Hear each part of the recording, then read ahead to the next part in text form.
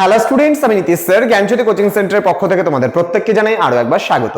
তো স্টুডেন্টস, আজকে আমি তোমাদের সঙ্গে আলোচনা করব এনইপি 4 ইয়ার আন্ডার গ্র্যাজুয়েট প্রোগ্রামের অধীনস্থ যে সমস্ত ছাত্রছাত্রীরা যে নর্থ বেঙ্গল ইউনিভার্সিটি আন্ডার বিভিন্ন কলেজগুলোতে পড়াশোনা করছো 4th সেমিস্টারে, তাদের জন্য আজকে আমি নিয়ে এসেছি 4th সেমিস্টারে ফর মেজর কোর্সের অল মেজর কোর্সের স্টুডেন্টদের জন্য তোমার হচ্ছে ভিএসসি আন্ডারস্ট্যান্ডিং ইন্ডিয়া। এবার কিন্তু কম্পালসরি অনার্স কোর্স যারা রয়েছে বা মেজর কোর্সে যারা রয়েছে তাদের জন্য কিন্তু ভেরি ভেরি ইম্পর্টেন্ট একেবারে আন্ডারস্ট্যান্ডিং ইন্ডিয়া, যেখানে তোমার এই পেপারটার উপরে পরীক্ষা হবে, এমসিকিউ ওরিয়েন্টেড পরীক্ষা। কিন্তু তার আগে তোমাদেরকে বলে রাখি যে আগে বিস্তারিত বুঝিয়ে দিই আমি কিন্তু সবার প্রথমে আজকে চালু করেছি ইউনিট নাম্বার 4। ইউনিট নাম্বার 4 থেকে প্রিয়াম্বল পোর্শনটা, প্রিয়াম্বল বলতে গেলে বোঝাচ্ছে প্রস্তাবনা। এবার এই প্রস্তাবনা সম্পর্কে আজকে আমরা বিস্তারিতভাবে জেনে নেব, কারণ আজকের ক্লাসটা করলে পরে এরপরে আমি যখন এমসিকিউ প্র্যাকটিস করাবো তখন কিন্তু তোমাদের আর কোনো অসুবিধা হবে না। ঠিক আছে? তো যারা এখনো আমাদের চ্যানেলটিকে সাবস্ক্রাইব করোনি তারা অবশ্যই চ্যানেলটিকে সাবস্ক্রাইব করে পাশে থাকা বেল আইকন অল প্রেস করে দাও, যাতে নেক্সট টাইম থেকে কোনো ভিডিও আপলোড করলে তার নোটিফিকেশন তুমি সবার আগে পেতে পারো। এছাড়া যারা ভাবছো যে অনলাইনে আমাদের ক্লাস জয়েন করবে, নোটস নেবে, তারা অবশ্যই যোগাযোগ করো আমাদের অফিসিয়াল নাম্বার 7076398606 নাম্বার অথবা 6295916282 নম্বরে। তোমাদের টোটাল কোর্স ফি রয়েছে তোমাদের এই সাধ্যের মধ্যে। যদি শুধুমাত্র তোমরা আন্ডারস্ট্যান্ডিং ইন্ডিয়াটা নিতে চাও তাহলে সেক্ষেত্রে 299 রুপিসের বিনিময়ে পুরো রেকর্ডিং ভার্সনে ক্লাস, নোটস, পিডিএফ আকারে mock test, each and everything মিলে কিন্তু আমাদের পিস্টিকল এডুকেশন বলে প্লে স্টোরে অ্যাপ রয়েছে, সেই অ্যাপে পেয়ে যাবে।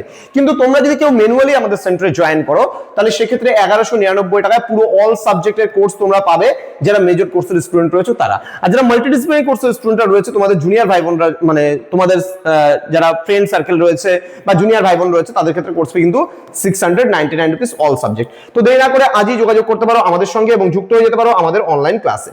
তো আজকের আলোচনার বিষয় হচ্ছে আমাদের প্রিয়াম্বল বা প্রস্তাবনা। এই নিয়ে কিন্তু আমরা বিস্তারিত আলোচনা করব আজকের এই ক্লাসটিতে তোমাদের সঙ্গে। ঠিক আছে, চলো শুরু করছি আজকের ক্লাসটি। তো আজকের এই বিষয়টি আলোচনা কি করবো আমরা, প্রস্তাবনা সম্পর্কিত আলোচনা। ঠিক আছে, তো দেখো কি রয়েছে ভারতীয় সংবিধানের প্রস্তাবনায়। কি বলা হয়েছে? বলা হয়েছে যে আমরা ভারতের জনগণ।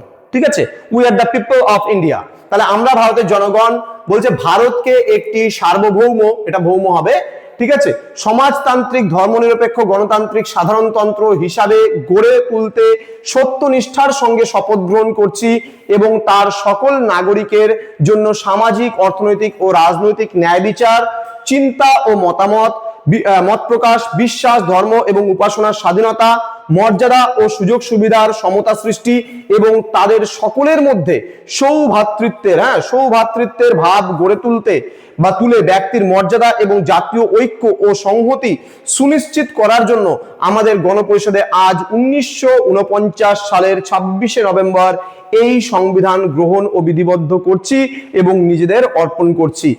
দেখবা যে কোনো বইয়ের তুমি প্রথম পাতায় যদি লক্ষ্য করো তাহলে কিন্তু এই বিষয়টা লেখা আছে। যে কোনো বই তুমি খুলে দাও, নোটস বই বাদে যে কোনো টেক্সট বই, দেখবা সবার প্রথমে তোমাদের এই প্রস্তাবনা বা প্রিয়াম্বলের উপর লেখা থাকে। ঠিক আছে, তো এখান থেকে জানতে হবে সার্বভৌম, ঠিক আছে, সমাজতান্ত্রিক, ধর্মনিরপেক্ষ, গণতান্ত্রিক, সাধারণতন্ত্র, এই 5টা বিষয় কিন্তু আমাদের ভারতের সংবিধানের প্রস্তাবনায় তুলে ধরা হয়েছে, কিন্তু মূল সংবিধানে কিন্তু এই 5টা বিষয় কিন্তু প্রথম অবস্থায় ছিল না। এখান থেকে ধর্মনিরপেক্ষ এবং সমাজতন্ত্র, এই দুটো কথা কিন্তু পরবর্তীকালে যুক্ত হয়েছে। এগুলো ডিটেলসে আমি আলোচনা করব তোমাদের সঙ্গে। খালি শুধুমাত্র প্রস্তাবনাটা একবার দেখে নাও কি বলেছে এখানে। প্রস্তাবনাটা একবার দেখে নাও যে আমরা ভারতের জনগণ ভারতকে একটি সার্বভৌম সমাজতান্ত্রিক, ধর্মনিরপেক্ষ, গণতান্ত্রিক, সাধারণতন্ত্র হিসাবে গড়ে তুলতে সত্যনিষ্ঠার সঙ্গে শপথ গ্রহণ করছি এবং তার সকল নাগরিকদের জন্য সামাজিক, অর্থনৈতিক ও রাজনৈতিক ন্যায় বিচার, চিন্তা, মত প্রকাশ, বিশ্বাস, ধর্ম এবং উপাসনার স্বাধীনতা, মর্যাদা ও সুযোগ সুবিধা সমতা সৃষ্টি এবং তাদের সকলের মধ্যে সৌভ্রাতৃত্বের ভাব গড়ে তুলে ব্যক্তির মর্যাদা এবং জাতীয় ঐক্য ও সংহতি সুনিশ্চিত করার জন্য আমাদের গণপরিষদে আজ 1949 সালের 26শে নভেম্বর এই সংবিধান গ্রহণ ও বিধিবদ্ধ এবং নিজেদের অর্পণ করছি। তাহলে ভারতীয় সংবিধান, যে গণপরিষদের সংবিধান কবে গৃহীত হয়েছিল? তোমার হচ্ছে 1949 সালের 26শে নভেম্বর। ঠিক আছে, এবার আমরা মানে প্রস্তাবনা রিলেটেড বেশ কিছু বিষয় নিয়ে আলোচনা করব। এটাকে বেশ কয়েকবার পড়লে পরে পুরো জিনিসটা ক্লিয়ার হয়ে যাবে। তোমাদের এখান থেকে কিছু এমসিকিউ প্রশ্ন আসবে, ঠিক আছে, আমি সেগুলো বলে দেবো কোন কোন ধরনের প্রশ্নগুলো কেমন কেমন ধরনের আসে এবং পরবর্তী আমাদের যখন ক্লাসগুলো আসবে তখন কিন্তু আমরা মূল বিষয়গুলো নিয়েও আলোচনা করব। ঠিক আছে, প্রস্তাবনা সংক্রান্ত কয়েকটি গুরুত্বপূর্ণ তথ্য যেগুলো খুব ইম্পর্টেন্ট ফর এমসিকিউ পরীক্ষার জন্য ভীষণভাবে গুরুত্বপূর্ণ তোমাদের, কারণ এমসিকিউ আসে আন্ডারস্ট্যান্ডিং ইন্ডিয়া। বর্তমানে ভারতীয় সংবিধানের প্রস্তাবনায় ভারতকে যেরূপ রাষ্ট্ররূপে বর্ণনা করা হয়েছে, বর্তমানে কিন্তু এখন সার্বভৌম, ঠিক আছে, সমাজতান্ত্রিক, ধর্মনিরপেক্ষ, গণতান্ত্রিক এবং প্রজাতন্ত্র, এই 5টা টপিক এখন কিন্তু রয়েছে। এই 5টা কি কি বললাম আমি আবার বলছি। সার্বভৌম, যেটাকে সভরিয়েনিটি বলা হয়। দেন হচ্ছে আমাদের রয়েছে সমাজতান্ত্রিক, যেটাকে আমাদের বলা হয় সোশিয়ালিজম। দেন ধর্মনিরপেক্ষ, যেটাকে বলা হয় সেকুলারিজম। দেন গণতান্ত্রিক, যেটাকে বলা হয় ডেমোক্রেসি। অ্যান্ড ফাইনাল প্রজাতন্ত্র, যেটাকে বলা হয় রিপাবলিক। এই 5টা টপিক কিন্তু আমাদের ভারতের মূল সংবিধানে এখন বর্তমানে রয়েছে, কিন্তু প্রথমত সংবিধানে কিন্তু ছিল না। তো বলছে 1950 সালের 26শে জানুয়ারি যখন ভারতীয় সংবিধান কার্যকরী হয়, ঠিক আছে, আমরা দেখলাম যে গণপরিষদে গৃহীত হলো 1949 এর 26শে নভেম্বর, ঠিক আছে, এদিন গৃহীত হয়েছিল। কিন্তু 1950 সালের 26শে জানুয়ারি এটা কিন্তু কার্যকর হয়েছিল, মানে আমাদের উপর লাগু হয়েছিল। এদিন থেকে ল আমাদের ভারতীয় জনগণ রয়েছে তাদের উপরে কিন্তু লাগু হয়ে গেল, ঠিক আছে। তখন সংবিধানের প্রস্তাবনায় ভারতকে যেরূপ রাষ্ট্ররূপে মানে বর্ণনা করা হয়েছিল, সার্বভৌম, গণতান্ত্রিক, প্রজাতন্ত্র। কিন্তু প্রথম অবস্থায় কিন্তু আমাদের দুটো জিনিস ছিল না, একটা সমাজতান্ত্রিক ছিল না এবং ধর্মনিরপেক্ষ কিন্তু ছিল না। তাহলে 1950 সালের 26শে জানুয়ারি যখন সংবিধানটা কি হলো, যখন কার্যকর হলো, তখন ভারতীয় সংবিধানের 3টি আদর্শ ছিল। প্রস্তাবনার 3টি আদর্শ কি বলা হয়েছিল, এখানে বলা হয়েছিল তোমার হচ্ছে সবার প্রথমে বলা হয়েছিল তোমার হচ্ছে সার্বভৌমের কথা বলা হয়েছিল, গণতন্ত্রের কথা বলা হয়েছিল, প্রজাতন্ত্রের কথা বলা হয়েছিল। তাহলে এগুলো আসছে নিশ্চয়ই। তো বলছে ভারতীয় সংবিধানের প্রস্তাবনাটি খসড়া কমিটির সম্মুখে উত্থাপন করেছিল কে?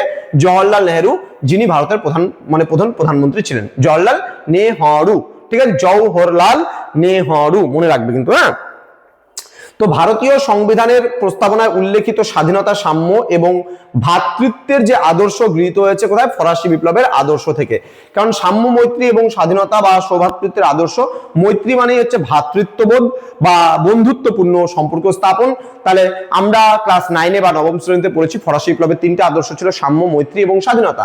তো এই যে ব্যাপারটা আমরা নিয়েছি স্বাধীনতা, সাম্য এবং সৌভ্রাতৃত্ব বা বন্ধুত্বের যে ব্যাপারটা, সেটা আমরা কিন্তু নিয়েছি ফরাসি বিপ্লবের আদর্শ থেকে ভারতীয় প্রস্তাবনায় কিন্তু নেওয়া হয়েছে। এবার 1976 সালে যখন 42তম বার সংবিধান সংশোধন হলো পার্লামেন্টে, তখন কিন্তু এই দুটো জিনিস, যেটা সমাজতান্ত্রিক এবং সোশিয়ালিজম যেটাকে আমরা বলছি, এবং ধর্মনিরপেক্ষ বা সেকুলারিজম যেটাকে আমরা বলছি, এই দুটো কিন্তু ভারতীয় সংবিধানে যুক্ত করা হয়েছিল। তাহলে আশা করি বুঝতে পেরেছো এইটুকু জিনিস কি বললাম। তাহলে প্রথমত মানে ভারতীয় সংবিধানে সার্বভৌম, সমাজতন্ত্র, ধর্মনিরপেক্ষ, গণতন্ত্র এবং প্রজাতন্ত্র, এই বিষয়গুলো রয়েছে 5টা বিষয়, কিন্তু মূল সংবিধানে ছিল না। ধর্মনিরপেক্ষ আর হচ্ছে তোমার হচ্ছে যে সমাজতন্ত্র, যে দুটো কথা বললাম সেই দুটো পরে যুক্ত হয়েছে 1976 সালে 42তম সংবিধান সংশোধনের দ্বারা। সাম্য, মৈত্রী এবং সৌভ্রাতৃত্বের আদর্শ, যেটাকে বলি আমরা সাম্য, মৈত্রী, স্বাধীনতা, সৌভ্রাতৃত্বের আদর্শ, সেটা ফরাসি বিপ্লব থেকে নেওয়া হয়েছে, ফরাসি বিপ্লবের আদর্শ থেকে নেওয়া হয়েছে। আর সবার প্রথমে জনসমক্ষে যে সংবিধানের খসড়াটি প্রস্তুত করেছিল জওহরলাল নেহেরু, হ্যাঁ। এখান থেকে এই কয়েকটা জিনিস কিন্তু ভীষণ ভীষণ গুরুত্বপূর্ণ, হ্যাঁ। নেক্সট কি রয়েছে আমরা দেখে নেব। আজ পর্যন্ত আমাদের ভারতের সংবিধান যে সংশোধন করা হয়েছে মাত্র একবারই কিন্তু করা হয়েছিল 1976 এর 42তম সংবিধান সংশোধনের মাধ্যমে, ঠিক আছে, এটা মনে রাখবা। এই 1976 1949 26শে নভেম্বর কি করা হয়েছিল? গৃহীত হয়েছিল সংবিধানে, গণপরিষদে গৃহীত হয়েছিল সংবিধানটি। 1950 26শে জানুয়ারি কি করা হয়েছিল?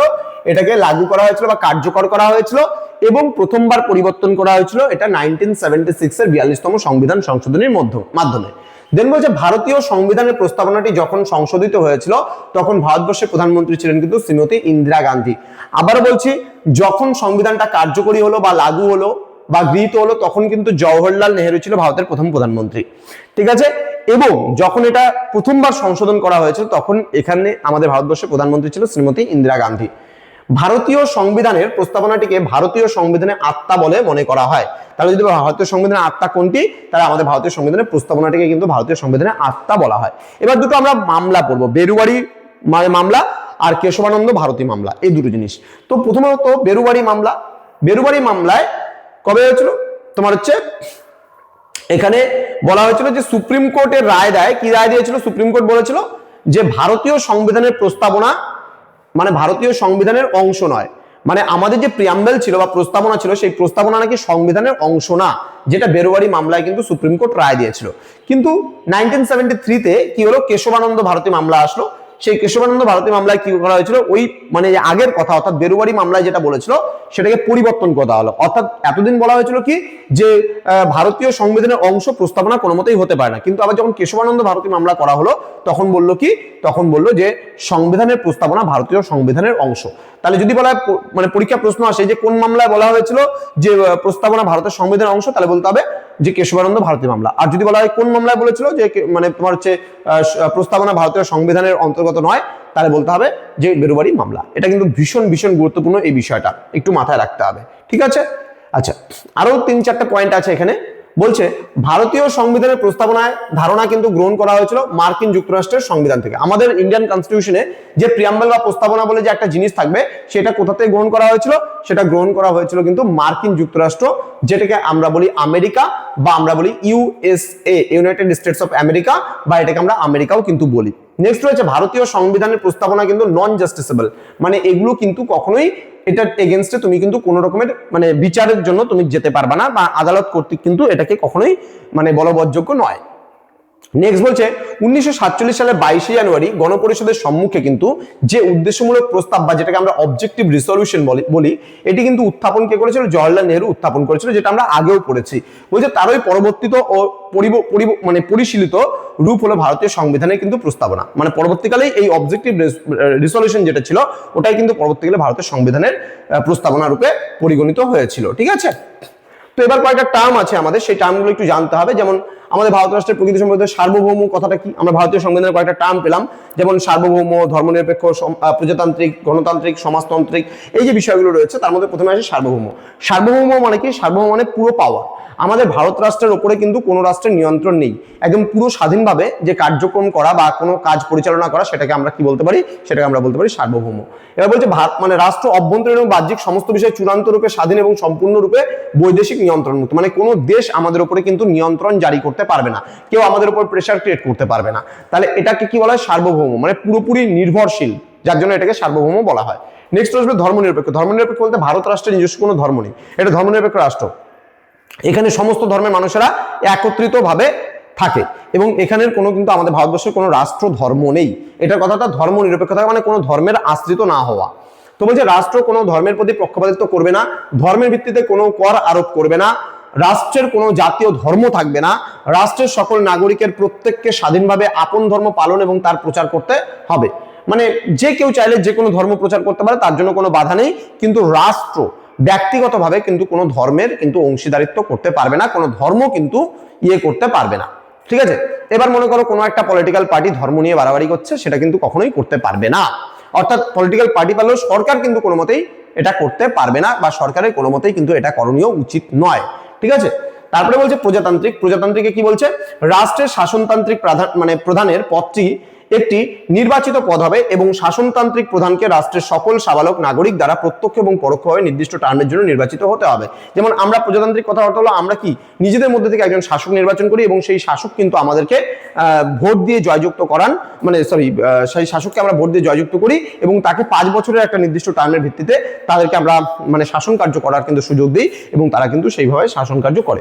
এবার গণতান্ত্রিক বলতে কি বোঝাচ্ছে, গণতান্ত্রিক বলতে জাতি, ধর্ম, বর্ণ, লিঙ্গ নির্বিশেষে রাষ্ট্রের সকল সবালোক নাগরিক দ্বারা প্রত্যক্ষ বা পরোক্ষভাবে নির্বাচিত সরকার রাষ্ট্রের শাসন ব্যবস্থা পরিচালনা করবে। অর্থাৎ গণতান্ত্রিক বলতে যেমন আমাদের ভোট হওয়াটাকে একটা গণতান্ত্রিক উৎসব বলা হয়, এবং সেই উৎসবে আমরা সকল সবালোকেরা কিন্তু সবালোক সবালিকা যারা রয়েছে তারা কিন্তু যুক্ত হতে পারে, অর্থাৎ ভোট দান করতে পারে এবং রাষ্ট্রের যে শাসক সেই শাসক কিন্তু নির্বাচন করতে পারে। সমাজতান্ত্রিক কথার অর্থ কি, রাষ্ট্রের অর্থনৈতিক ক্ষেত্রে কোনো রকম ব্যক্তিগত উদ্যোগ বা ব্যক্তি মালিকানা কিন্তু থাকবে না, রাষ্ট্রের অর্থনৈতিক ক্ষেত্রে সম্পূর্ণরূপে রাষ্ট্র নিয়ন্ত্রিত হবে, উৎপাদনের উৎসগুলি হবে কিন্তু রাষ্ট্রের মালিকানাধীন এবং উৎপন্ন দ্রব্য সামগ্রীর বন্টন ব্যবস্থা পরিচালনা ও নিয়ন্ত্রণ করবে কিন্তু রাষ্ট্র। তাহলে আশা করছি এই টার্মগুলো তোমরা বুঝতে পেরেছো। তো আমাদের ভারতীয় সংবিধানের প্রস্তাবনার ক্লাসটি কিন্তু এতটুকুতেই শেষ হচ্ছে এবং তোমরা পরবর্তী ক্লাসটা আমি নিয়ে আসবো আরো তোমাদের যে ইউনিট 2 আছে বা মানে ইউনিট 4 এরই আরো 4টা টার্ম আছে, সেই 4টা টার্মের উপরে আমি কিন্তু ধাপে ধাপে তোমাদের ক্লাসগুলো নেব। তো যারা এখনো চ্যানেলটিকে সাবস্ক্রাইব করনি তারা অবশ্যই চ্যানেলটিকে সাবস্ক্রাইব করে পাশে থাকা বেল আইকন অল প্রেস করে দাও, যাতে নেক্সট টাইম থেকে কোনো ক্লাস আপলোড করলে তার নোটিফিকেশনগুলো পেতে পারো।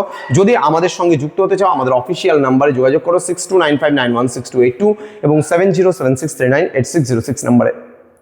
তোমাদের এর পরবর্তী ক্লাস আসতে চলেছে এই প্রিয়াম্বলের থেকে তোমাদের এমসিকিউ প্রশ্ন নিয়ে আমি আলোচনা করব। দেখা হচ্ছে খুব তাড়াতাড়ি আরো একটা নতুন ভিডিও নিয়ে। তোমরা প্রত্যেকে ভালো থেকো, সুস্থ থেকো। Thank you so much, thanks for watching after all, thank you.